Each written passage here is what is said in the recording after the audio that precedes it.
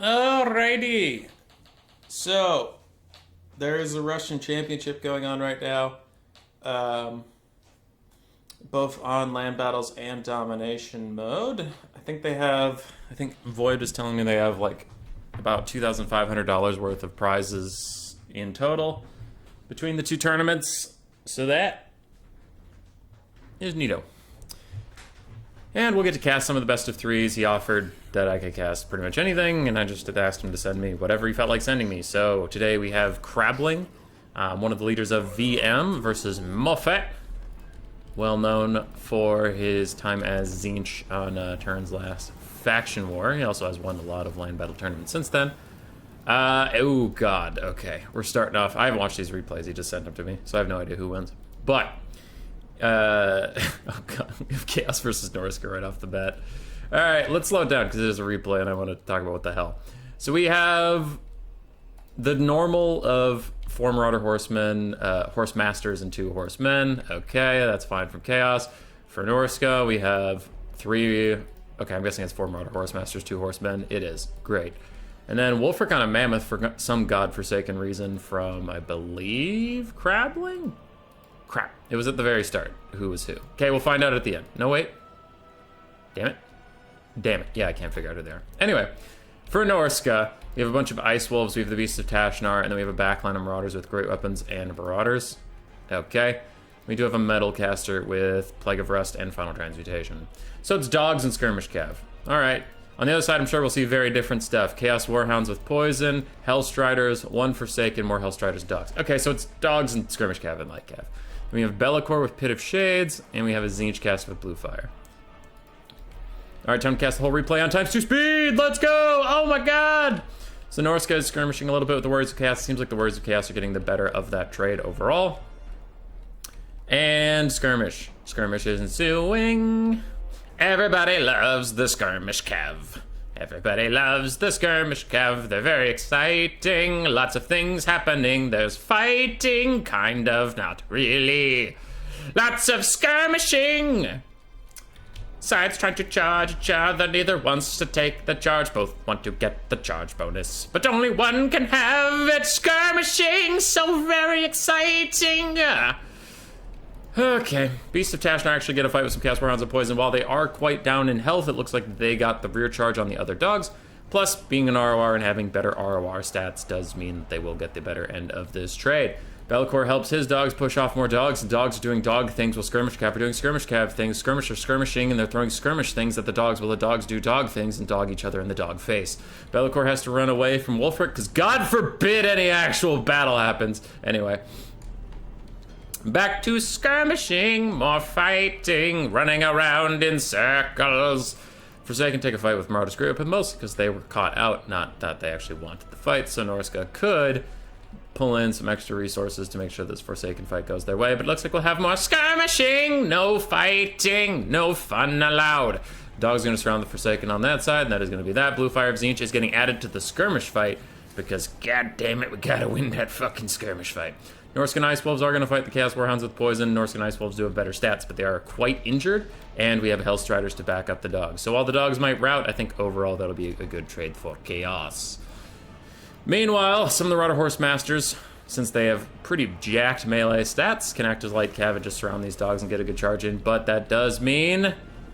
Oof. Looks like Wolfric cast Sea Fang in the woods and did some pretty good damage, but also Norska is just going to generally collapse on the side and push off those things. So it's one flank traded for a flank, but while it was a Horse Master, a Horseman, Forsaken, and a dog traded on one side, and the other side it was, we got a Norscan Ice Wolf.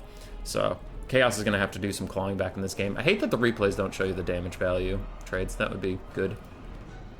Things are looking up for Norska. They got a big win on that side, and now they even got a decent charge onto some skirmish cav with Norscan Ice Doggos, and Be'lakor's gonna have to dive in and try and save that situation, but a rear charge from Hellstriders of Slaanesh will make this go pretty okay for Chaos.